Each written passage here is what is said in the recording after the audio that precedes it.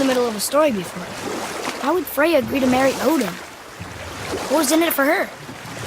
It was a sacrifice to protect her people. A selfless act of love. Truly, she deserves better than she got. But of course, there's more to that story.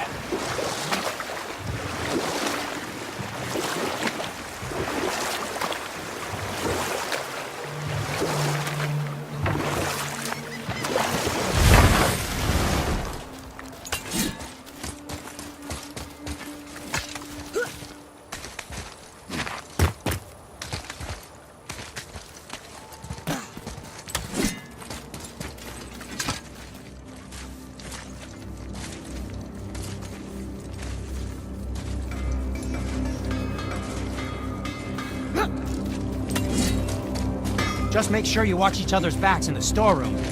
Wouldn't want to lose my loyal customers.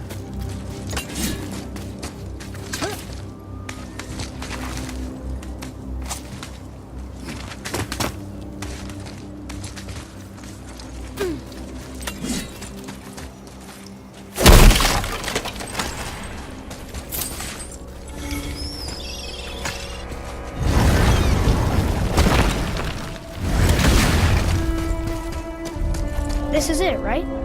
The rock stool? Aye, lad. The Council of Valkyries. The Valkyries are of Valhalla, are they not? Glad to see you're paying attention, brother. You are correct. Valhalla, the great hall of the Einherjar, is their home within Asgard. But while there, they are subject to the scrutiny of the All-Father himself. And relations between the Valkyries and Odin were tense during my tenure as his advisor. Why? Well, that's an even longer story, lad. For now, why don't we look around for some clues?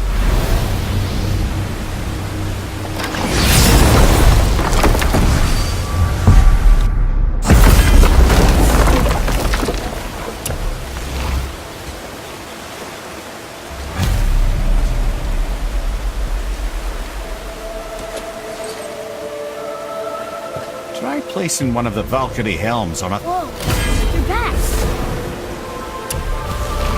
I'm here. Who is she? Gunnar, Mistress of War.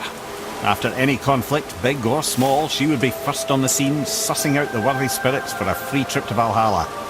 A gruesome task, but she took great pride in it. Any conflict. Impossible. It's true. She had help from her sisters, of course, but Gunnar was always first to arrive. Her judgment of the fallen was unparalleled, and an invaluable resource to Odin. She was one of his favourites.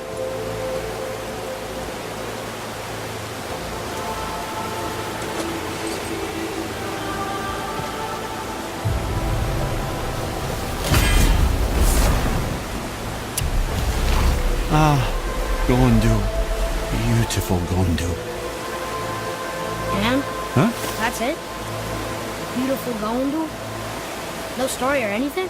Oh, sorry, lad. The sight of Gondul always took my breath away. Gondul had a silver tongue, a sharp wit, and struck a figure so stunning it literally drove men insane. Odin forbid her from setting foot in Midgard after a time, as insanity is not a welcome trait in Valhalla.